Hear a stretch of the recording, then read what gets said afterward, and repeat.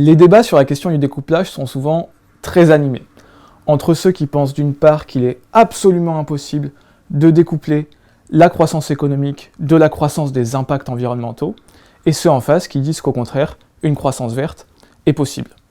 Aujourd'hui, on va essayer d'apporter quelques éléments de réponse à ce débat au travers de deux exemples. D'abord, l'étude du lien entre énergie et PIB, ensuite, l'étude du lien entre émissions de gaz à effet de serre et PIB. D'abord, un point de définition. Qu'est-ce que c'est que le découplage ? Le découplage, c'est l'étude d'une variable en fonction de l'indicateur de croissance économique qu'est le produit intérieur brut, donc PIB.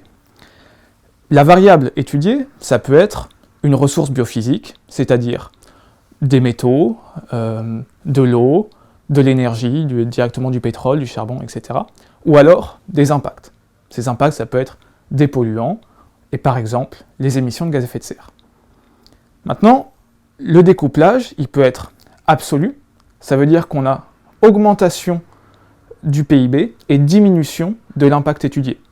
Ou alors on peut avoir un découplage relatif, ça a lieu lorsque le PIB augmente et l'impact étudié augmente aussi, seulement il augmente un peu moins vite. Par exemple, 2% de hausse annuelle du PIB pour 1% de hausse annuelle des émissions de gaz à effet de serre. Alors, pourquoi la question du découplage intéresse autant ? Eh bien parce que bien souvent, on a des injonctions aux deux, c'est-à-dire on a des injonctions à la croissance économique d'une part, et des injonctions à la baisse des pressions qu'on fait subir à l'environnement. Un exemple qui est assez emblématique de ça est celui de l'accord de Paris pour le climat. Dans l'accord de Paris, les pays se sont mis d'accord pour un pic des émissions dès que possible et à l'atteinte de la neutralité carbone dans la seconde moitié du siècle. Or, dans le texte qui fixe le cadre même dans lequel cet accord a été négocié, c'est-à-dire la Convention 4 des Nations Unies sur le changement climatique, il est écrit que l'action climatique ne doit pas nuire à une croissance forte et durable de tous les partis. Quand on dit tous les partis ici, on parle de tous les pays du monde. C'est-à-dire, ça prend en compte les pays qui ne sont pas, dont l'économie ne s'est pas encore énormément développée, et aussi les pays qui sont déjà très riches. Et donc, poser la question du découplage, c'est se demander si ces injonctions ne sont pas contradictoires. On a dit qu'on avait commencé par l'exemple du lien entre énergie et PIB. On peut commencer par se demander pourquoi est-ce qu'il y aurait un lien entre énergie et PIB. Et pour cela, on peut prendre l'exemple d'une chaîne de valeur qui va commencer par une roche contenant du minerai de fer et qui va terminer par une voiture. On va commencer par prendre une roche contenant du minerai de fer et extraire le minerai de fer de cette roche. Pour cela, on va consommer de l'énergie et on va vendre le minerai de fer plus cher que la roche. Donc on aura ajouté de la valeur ajoutée. Ensuite, on va transformer ce minerai de fer en métal. Là encore, on consomme de l'énergie et on augmente la valeur ajoutée. Puis on transforme ce métal en une pièce détachée d'une voiture, puis en une voiture. Maintenant, à l'échelle de l'économie, si on fait la somme de toutes les étapes de production, la somme de l'énergie nécessaire à toutes les étapes, on va avoir une empreinte énergétique. Et si on fait la somme de toutes les valeurs ajoutées, eh bien c'est ça qui va nous donner le PIB. Et donc là, logiquement, il y a un lien entre PIB et énergie, parce que les deux variables sont des mesures qui permettent de mesurer la transformation du monde. Ce lien entre énergie et PIB, on le voit très bien dans les données historiques. Vous voyez à l'écran un graphique qui représente en abscisse l'évolution du PIB entre 1971 et aujourd'hui, et en ordonnée l'évolution de la consommation énergétique mondiale de 1971 à aujourd'hui. Les données jusqu'à aujourd'hui sont en noir, et c'est la droite qu'on voit sur les points noirs. Ensuite, dans le futur, il y a tout un panel de courbes qui sont les courbes de couleur et qui vont jusqu'à 2050. Ces courbes-là représentent l'ensemble des scénarios de transition énergétique, ou en tout cas un certain nombre de ces scénarios. Et là, on voit qu'il y a des ruptures de pente entre les données historiques et ces données de scénario. On voit notamment que pour certains, il y a une baisse de l'empreinte énergétique alors que le PIB continue à augmenter. Et ça, d'après un coefficient qu'on a donné tout à l'heure, c'est caractéristique d'un découplage absolu. On va donc voir maintenant si ce découplage fait sens ou s'il est complètement absurde. Sur ce graphe, on peut commencer par apporter deux éléments qui peuvent nous mettre la puce à l'oreille. D'une part, l'échelle du graphe. On voit qu'en fait, l'échelle sur l'axe des abscisses et l'échelle sur l'axe des ordonnées n'est pas la même. Sur l'axe des abscisses, on a le PIB qui est multiplié par environ 4,5 de 1971 à aujourd'hui, alors que l'empreinte énergétique a été multipliée, entre guillemets, que de 2,5, que d'un facteur 2,5. Et donc ça veut dire que chaque année, on produit du PIB avec un petit peu moins d'énergie. Mais vu qu'on en produit beaucoup plus, au global, il y a besoin de plus en plus d'énergie. C'est donc caractéristique d'un découplage relatif. Maintenant, le deuxième point, c'est que sur l'axe des ordonnées, il est marqué qu'on parle ici d'énergie finale. Et là, il est nécessaire de définir les différents types d'énergie. Par différents types d'énergie, on parle ici des différentes étapes auxquelles on peut comptabiliser l'énergie. Il y a d'abord l'énergie primaire, puis l'énergie finale et l'énergie utile.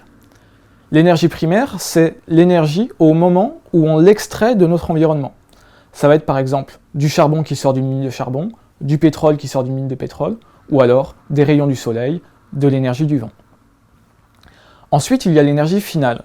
L'énergie finale, c'est l'énergie telle qu'elle est utilisée par les consommateurs finaux. Ça va être par exemple de l'électricité pour faire fonctionner notre électroménager, ou alors des carburants pour faire fonctionner par exemple nos voitures. Et ensuite, il y a l'énergie utile. L'énergie utile, c'est la part de l'énergie finale qui sert effectivement à délivrer un service. C'est-à-dire que quand j'utilise une voiture, ce qui compte pour moi, c'est d'aller d'un point A à un point B, et c'est donc d'avoir l'énergie cinétique nécessaire pour faire fonctionner cette voiture.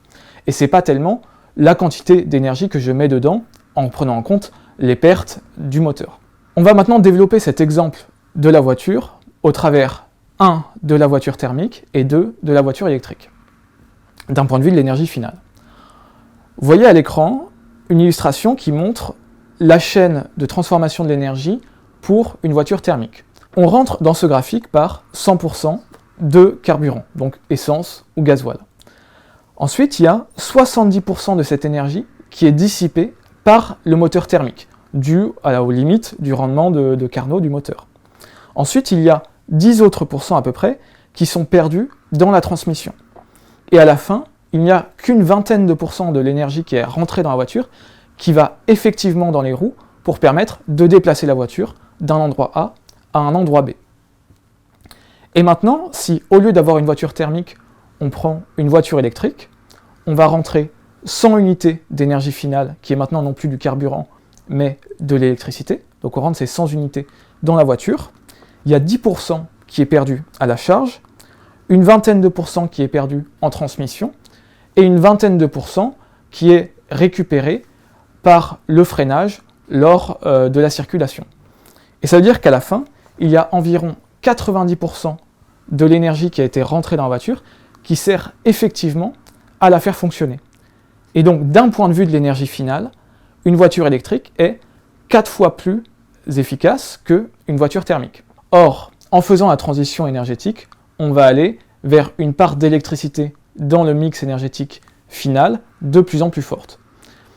Et donc cette électricité est de meilleure qualité que des combustibles thermiques, c'est-à-dire que c'est plus facile de transformer cette énergie finale en énergie utile. Et donc d'un point de vue comptable, il est possible d'utiliser moins d'énergie finale pour un même service. Et c'est ce qui peut justifier, entre autres, des ruptures de pente qu'on a vues dans le premier graphique. Ce que ça veut dire, c'est que l'ampleur de ces ruptures de pente n'est pas forcément réaliste, mais en tout cas, il y a des choses qui peuvent permettre de le justifier d'un point de vue de l'énergie finale. On peut résumer ces différences entre énergie primaire, énergie finale, énergie utile, avec ce qu'on appelle un diagramme de Sankey. Un diagramme de Sankey, c'est un diagramme de flux qui permet de lire différentes étapes avec toujours une conservation des flux. Cette conservation des flux, elle se caractérise par une conservation des largeurs des bandes que vous voyez à l'écran. On commence par l'énergie primaire.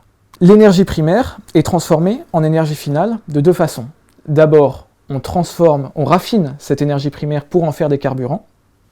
C'est la partie fuel loss qu'on voit s'échapper en bas du graphique. Et ensuite, il y a une partie qui sert à fournir de l'électricité. Et donc là, on a Generation and Distribution Loss, la deuxième bande grise que vous voyez partir vers le bas. Cette énergie finale va ensuite servir à faire fonctionner les machines de notre quotidien. Ce sont les appareils de conversion que vous voyez sur la droite avant la partie énergie utile. Et il n'y a qu'une partie de l'énergie finale qui se transforme effectivement en énergie utile. Le reste étant des pertes de conversion. Et cette énergie utile, c'est l'énergie qui sert effectivement à fournir les services dont on parlait précédemment. Et donc ce qu'on voit ici, c'est que tout au long de la chaîne de valeur entre l'énergie primaire et les services énergétiques, il y a des pertes d'énergie. Ces pertes, elles viennent par exemple des rendements des machines, c'est ce que j'évoquais tout à l'heure avec le rendement de Carnot, il y a des limites physiques qui nous empêchent de passer sous un seuil de rendement. Et si on en revient à la question du lien entre énergie et PIB, ce qui sert effectivement à produire de l'activité économique, c'est pas tellement l'énergie primaire ou l'énergie finale, mais c'est l'énergie utile, parce qu'en fait, l'énergie finale, c'est l'énergie utile plus les pertes, et l'énergie primaire, c'est l'énergie finale plus les pertes. Et donc la question est de savoir quelle quantité d'énergie utile est nécessaire pour faire du PIB, et à quel point on peut réduire les pertes pour se rapprocher de ce minimum d'énergie utile. Et il se trouve qu'il y a une très grande marge de manœuvre. Il y a une étude, par exemple, qui a montré que pour les usages énergétiques dont on a besoin actuellement dans le monde, on pourrait réduire de 70% notre consommation d'énergie en étant de plus efficace de partout.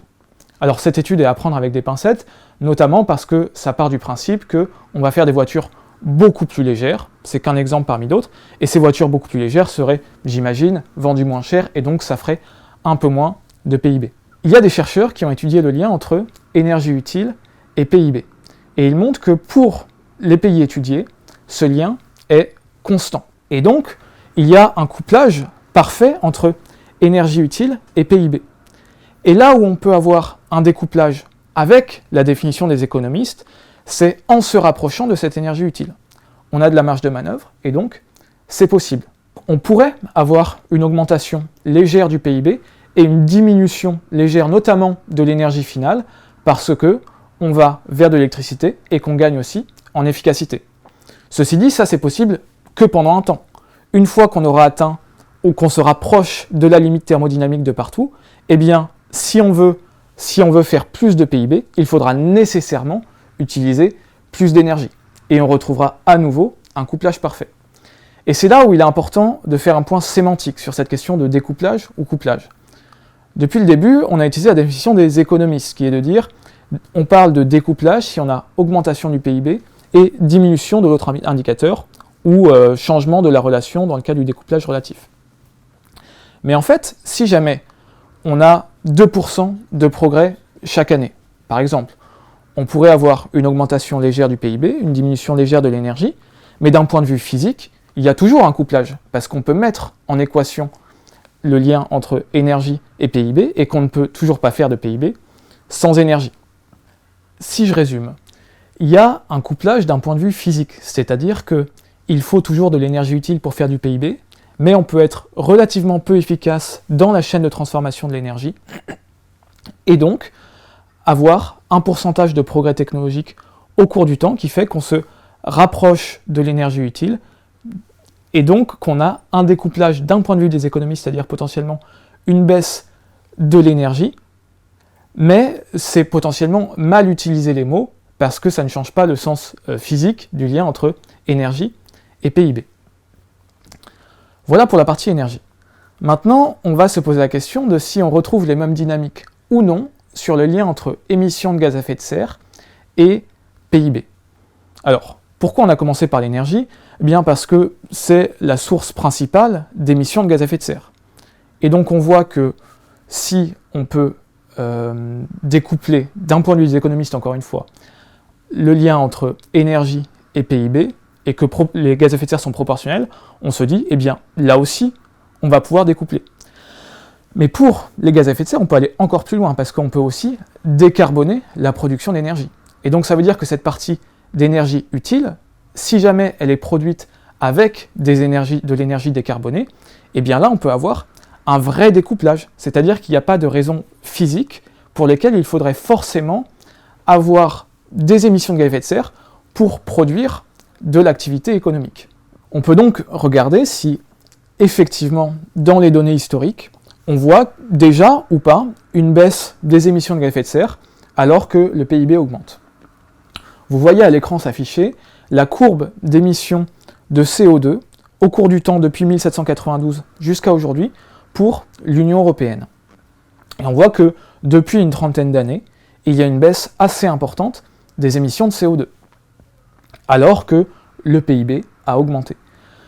Et là, normalement, on peut se dire, oui, mais c'est parce qu'on a délocalisé une partie de la production. Et donc, si jamais on ramène ces émissions délocalisées, potentiellement, il n'y aurait plus ce découplage. Ce qui est souvent dit aussi, c'est de dire, oui, mais pour le CO2, il faut raisonner d'un point de vue mondial. On va aborder le point de la délocalisation des émissions dans un second temps, mais je voudrais d'abord parler rapidement de cette notion de regarder à l'échelle mondiale. Il n'est pas certain que ce soit toujours la bonne chose de raisonner à l'échelle mondiale, parce que ça cache, précisément par définition, ça cache les dynamiques à l'échelle locale. Et on peut illustrer ça avec les matières premières. Vous voyez s'afficher à l'écran la consommation d'acier et de ciment mondiale au cours du temps, depuis 1900 jusqu'à aujourd'hui. La courbe du ciment est en bleu, la courbe de l'acier est en rouge. On a des taux de croissance très importants, de l'ordre de plus 7% par an pour le ciment, plus 6% par an pour l'acier. Ça veut dire que tous les 10 ans, la consommation mondiale d'acier double. Or, si on regarde autour de nous, en France par exemple, on n'a pas une consommation d'acier ou de ciment qui double tous les 10 ans. Au mieux, elle reste constante, voire elle diminue. Tout simplement parce qu'on a déjà construit notre infrastructure, et maintenant ce qu'il nous reste à faire, c'est à la maintenir en place. Si on décompose cette production mondiale d'acier au cours du temps, on obtient le graphique que vous voyez s'afficher à l'écran maintenant. Et on voit notamment que la Chine représente la quasi-totalité de l'augmentation de la consommation d'acier au cours des 50 dernières années. La production d'acier chinoise a été multipliée de l'ordre de 70. Et encore une fois, c'est parce qu'ils partaient d'un monde où ils avaient très peu d'infrastructures construites, ils ont construit leur infrastructure, créé des routes, des ponts, des écoles, des voitures, etc. Ça a demandé des consommations colossales d'acier. Mais une fois que toute l'infrastructure sera construite, eh bien, il n'y aura plus cette consommation. Par contre, on pourrait avoir cette consommation pour d'autres régions, asiatiques, d'Afrique, d'Amérique du Sud, par exemple. En voyant ce graphique, on se rend compte qu'il est intéressant de raisonner à l'échelle d'une région ou d'un pays, et pas seulement à l'échelle mondiale. Ceci dit, une partie de la production et de la consommation d'acier en Chine sert à produire des biens qui, in fine, peuvent être consommés en France. Et donc, il faut réimputer une partie de cette consommation, et en particulier une partie des émissions de gaz à effet de serre de la Chine à la France. Il y a des outils qui permettent précisément de faire cela. Il se trouve que la plupart des pays du monde tiennent une comptabilité interne de ce qu'il se passe dans leur pays, dans leur économie. En France, c'est par exemple les comptes de la nation qui sont faits par l'INSEE. Et donc, dans de grands tableaux, on peut regrouper l'ensemble des échanges économiques entre les différents secteurs. On va voir par exemple que l'industrie automobile achète des biens et des services à l'ensemble des autres entreprises françaises, et puis ensuite, elle vend les voitures produites à d'autres industries et à la fin aux consommateurs finaux. Puis là, il y a aussi une étape d'importation et d'exportation. Et si jamais tous les pays tiennent cette comptabilité et qu'on a accès à des données de douane pour harmoniser, eh bien on peut mettre l'ensemble des échanges économiques mondiaux dans un grand tableau. Et grâce à ces tableaux-là, on est capable de dire, pour une voiture consommée en France, il a fallu produire tant de tel secteur et tel secteur dans tel pays, tel pays, tel pays. On va dire par exemple, on a besoin de plastique qui vient de Chine, on a besoin d'acier qui vient d'Allemagne, mais qui a lui-même, ou l'Allemagne a elle-même importé du minerai de fer de telle autre région, etc. Par exemple. Et si on a accès à chacune des étapes, c'est-à-dire dans chacune des industries de chacun des pays, aux émissions de gaz à effet de serre nécessaires pour produire 1 euro de cette production intermédiaire, eh bien en faisant la somme, on peut retracer l'ensemble des émissions de gaz à effet de serre qui ont été nécessaires pour produire une voiture. Et c'est comme ça que quand on entend, par exemple, que l'empreinte carbone d'un Français moyen, c'est 10 tonnes de CO2 équivalent.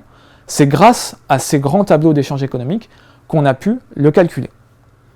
Et donc maintenant, on va regarder les résultats de ces études-là pour voir si effectivement il y a eu un découplage ou non dans certains pays. Vous voyez s'afficher à l'écran 32 pays pour lesquels, depuis 2005, il y a eu un découplage absolu, c'est-à-dire hausse du PIB et baisse des émissions de gaz à effet de serre. En orange, on voit le changement du PIB, par exemple pour le Danemark, plus 17%, et en vert, le changement des émissions de gaz à effet de serre en ce qu'on appelle approche empreinte, c'est-à-dire en prenant en compte, y compris les émissions qui ont lieu ailleurs, ce qui a été évoqué juste avant. Et donc pour le Danemark, moins 35% des émissions. Pour la Suède, plus 30% du PIB, moins 26% des émissions, etc., etc. Et donc ça veut dire que non seulement le découplage absolu entre PIB et émissions de gaz à effet de serre est possible, mais il a lieu depuis quasiment 2 décennies pour une trentaine de pays. Ça veut aussi dire que pour un ensemble de pays, ce découplage n'a pas lieu, c'est-à-dire pour la plupart des pays, vu qu'ils ne sont pas représentés sur ce graphique-là. Mais ça rejoint ce qui a été dit précédemment sur la Chine et ses dynamiques de saturation, c'est-à-dire qu'au début, on construit une infrastructure, ça demande énormément de matières premières, énormément d'énergie, c'est très très intense en émissions de gaz à effet de serre, et puis au bout d'un moment, potentiellement, on peut... déjà on a moins à construire cette infrastructure-là, et on peut se focaliser peut-être un peu plus sur la décarbonation. Maintenant, on va faire un zoom sur la France. Vous voyez à l'écran les changements de PIB, d'émissions territoriales et d'émissions en empreinte de 2005 à aujourd'hui. Alors, émissions territoriales, c'est ce qui se passe sur le territoire, et en empreinte, c'est bien en prenant en compte les importations et en enlevant les exportations. Et on voit qu'il y a eu une hausse du PIB, de l'ordre d'une quinzaine de pourcents, et une baisse des émissions territoriales et des émissions en empreinte, qui sont assez proches de un peu plus de 20%. C'est-à-dire que pour la France également, on est en découplage absolu. Mais maintenant, la question qui se pose, c'est pas tellement celle du découplage absolu, qui est un indicateur parmi d'autres, mais de l'ampleur de ce découplage. C'est-à-dire que ce qui nous importe à nous, c'est de dire on veut atteindre la neutralité carbone aussi rapidement que possible, et donc il faut que les émissions baissent à un rythme suffisant. Vous voyez maintenant à l'écran le changement d'émissions de gaz à effet de serre en tonnes par personne de 1995 à 2019, puis jusqu'à 2050 selon des trajectoires définies. Alors on va commencer par la courbe du haut, qui est la courbe en approche empreinte, c'est-à-dire en prenant en compte les importations. De 1995 à 2005, elle est restée à peu près constante, un peu en dessous de 12 tonnes. Là, en moyenne lycée, c'est plus 1% par an. Et ensuite, à partir de 2005, il y a une baisse de cette empreinte de l'ordre de 1,7% par an. La courbe juste en dessous, c'est la même chose, mais en approche territoriale. Et ensuite, les trajectoires montrent l'évolution des émissions de gaz à effet de serre qui seraient nécessaires pour atteindre les 80 millions de tonnes d'émissions en 2050 qui sont définies dans la stratégie nationale bas carbone. Et pour l'empreinte, il faudrait une baisse de 6,7% des émissions par an, soit un rythme 4 fois plus important que le rythme actuel. Et donc, la conclusion de ce graphique-là, c'est de se dire, certes, on est en découplage absolu, et tant mieux, c'est une bonne nouvelle, mais ce découplage absolu est 4 fois trop lent par rapport aux objectifs. Et donc se pose légitimement la question de, est-ce qu'il faut continuer à subordonner la réussite des engagements climatiques à des impératifs économiques, ou est-ce qu'il ne faut peut-être pas, parfois, privilégier le fait d'être sur la bonne trajectoire, tout en gardant un niveau de vie qui est désirable pour tous. Pour résumer les points clés de la vidéo, on a d'abord vu le lien entre énergie et PIB, et on voit qu'il y a un couplage parfait entre énergie utile, c'est-à-dire ce qui nous sert effectivement à réaliser des actions, et PIB, ce qui est assez logique, et ceci dit, il y a d'énormes viviers d'efficacité énergétique et de transformation du système énergétique qui nous permettraient de réduire significativement notre consommation d'énergie pour un même usage.